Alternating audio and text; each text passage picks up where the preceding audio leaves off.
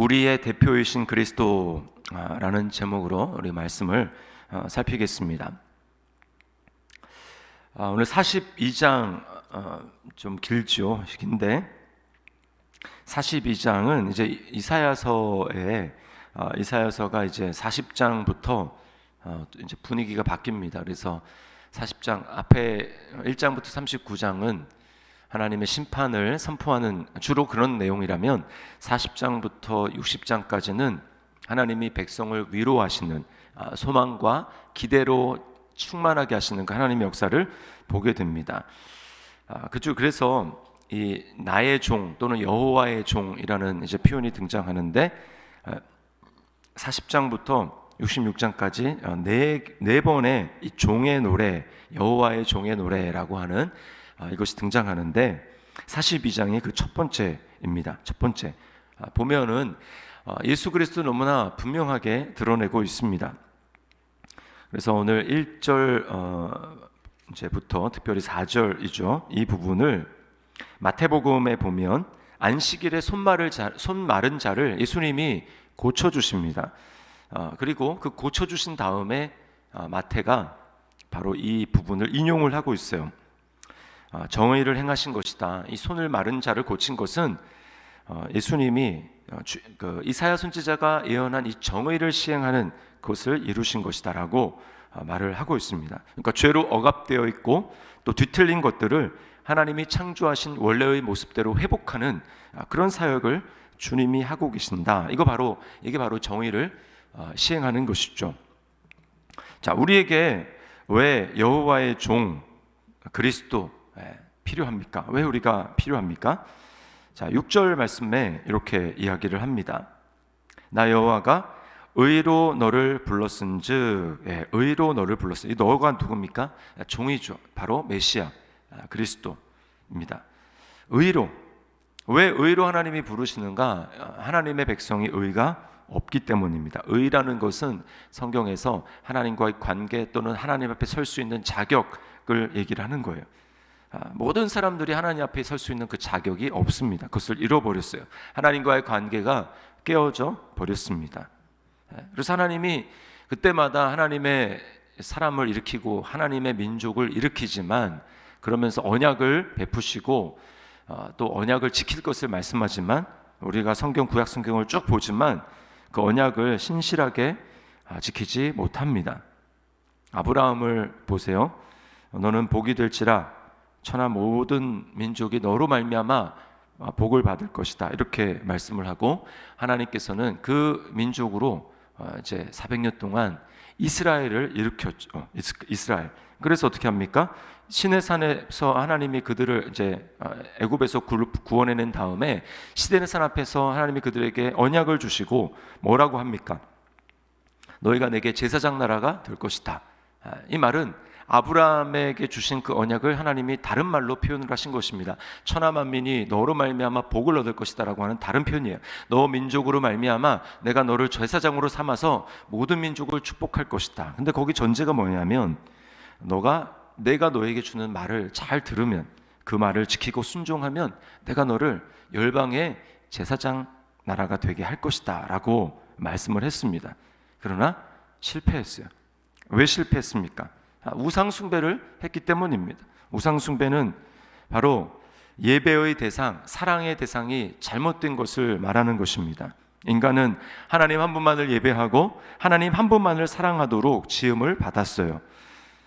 하나님을 예배하고 하나님만을 사랑할 때 그래서 인간은 모든 것들로부터 자유함을 누리게 됩니다.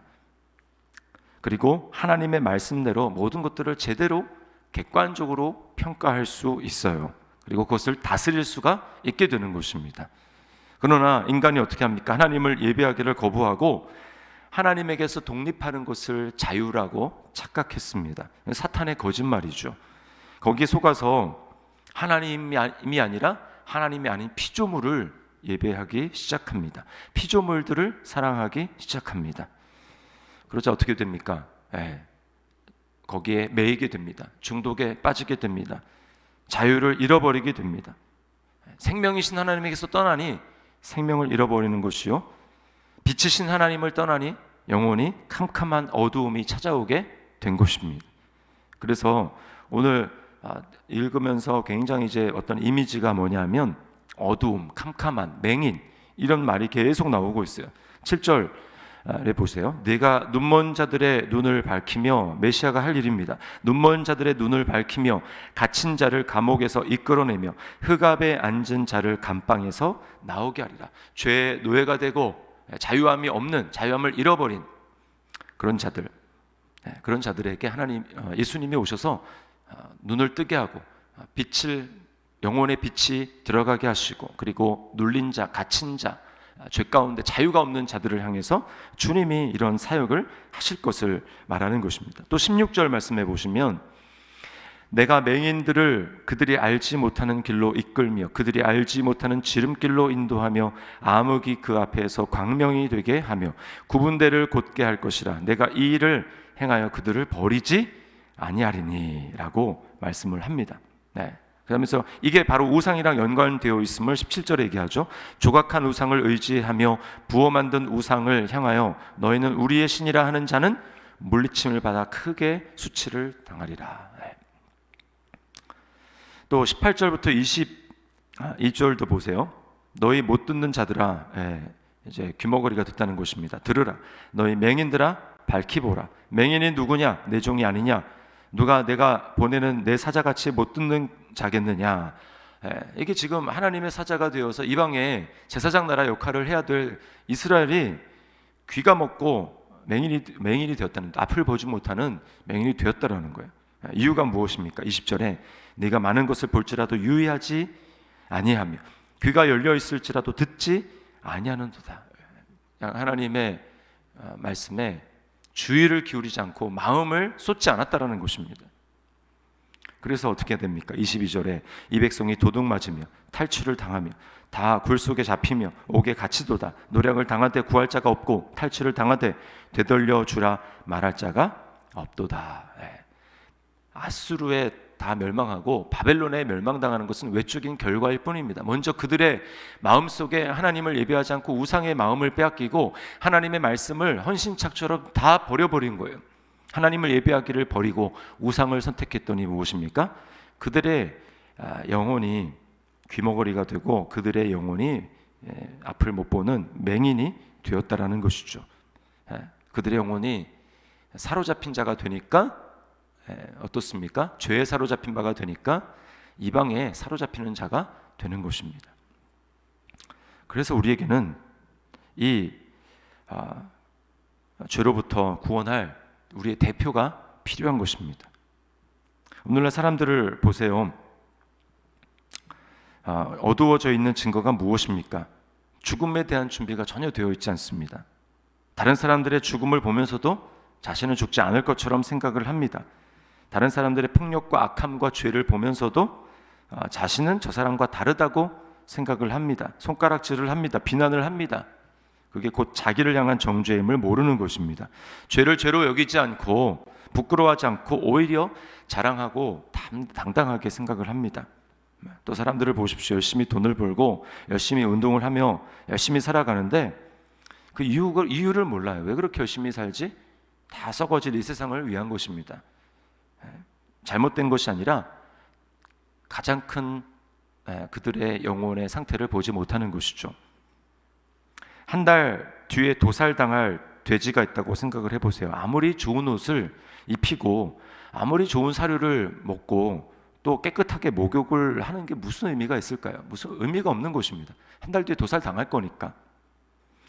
이런 앞을 바라보지 못하는 맹인과 같고 또 귀머거리와 같은 게 우리 인생이라는 것입니다. 소망이 없어요.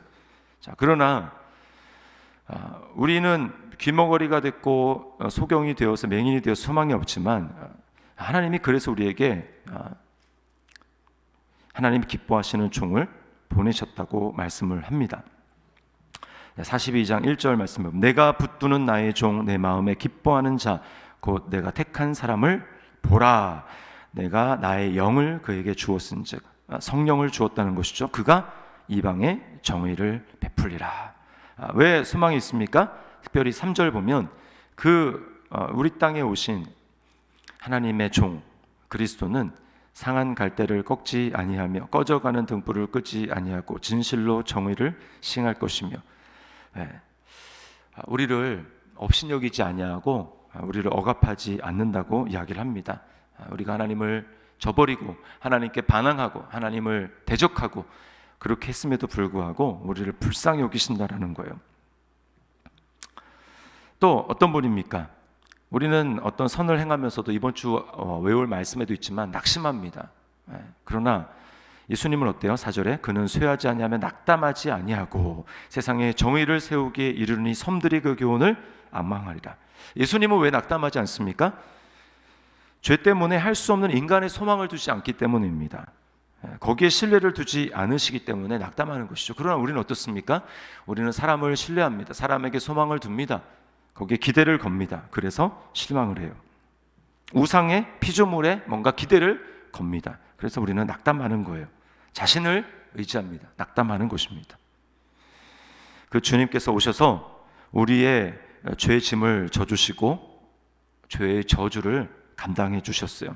그래서 우리에게 소망이 있는 것입니다. 로마서 8장 3절 4절에 율법이 육신으로 말미암아 연약하여 할 수 없는 그것을, 우리는 인간이 할 수 없죠. 그것을 하나님은 하시나니 곧 죄로 말미암아 자기 아들을 죄 있는 육신의 모양으로 보내어 육신의 죄를 정하사 육신을 따르지 않고 그 영을 따라 행하는 우리에게 율법의 요구가 이루어지게 하려 하심이니라. 아멘.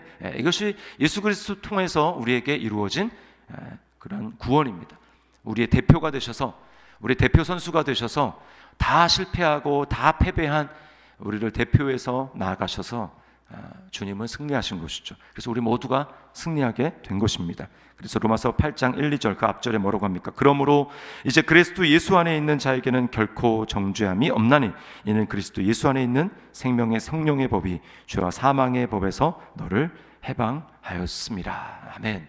그러므로 이제 우리가 어떻게 살아야 되겠습니까? 예수님이 이제 우리가 대표가 되심으로 우리는 그냥 적당히 살아도 됩니다. 이렇게 살아서 되는 것이 아니고 하나님이 우리를 애초에 불러주신, 우리도 종입니다. 여호와의 종. 우리도 예수님처럼 살아야 되는 거예요. 우리도 여호와의 종으로 살아야 합니다. 정의를 행해야 돼요. 특별히 이제 7절에 보면 네가 눈먼 자들의 눈을 밝히며 8절에 보면 나는 여호와이니 이는 내 이름이라 나는 내 영광을 다른 자에게 내 찬송을 우상에게 주지 아니하리라. 우리가 이 결심을 해야 됩니다. 하나님이 나에게 빛을 밝혀주시고 나에게 하나님의 영광을 되찾도록 해주셨기 때문에 이제 나는 헛된 우상에게 영광을 주지 아니하리라. 이 하나님의 이 선언일 뿐만 아니라 우리의 결단이 돼야 되는 것입니다. 이제 나는 헛된 우상에게 절하지 아니하리라. 하나님의 영광을 빼앗기지 아니하리라. 하나님의 빛을 그들에게 주지 아니하리라. 이렇게 결단해야 됩니다. 그리고 어떻게 해야 됩니까?